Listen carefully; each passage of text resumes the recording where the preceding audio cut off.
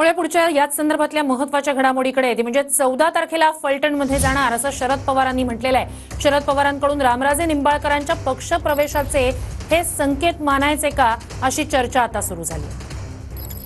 हाच कार्यक्रम झाला, निघायच्या वेळेला आणखी कुठून फोन आला आणि त्यांनी हट्ट केला की इंदापूरला चालू आहे, 14 तारखेला आमच्याकडे आलंच पाहिजे।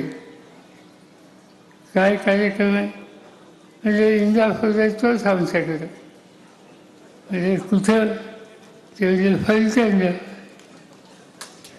समजलं का?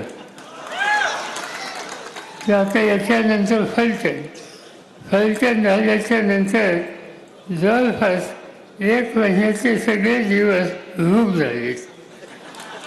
मोठ्या प्रमाणात लोकांच्या मनामध्ये निर्णय आहे की एकत्र आलं पाहिजे, परिवर्तन झालं पाहिजे।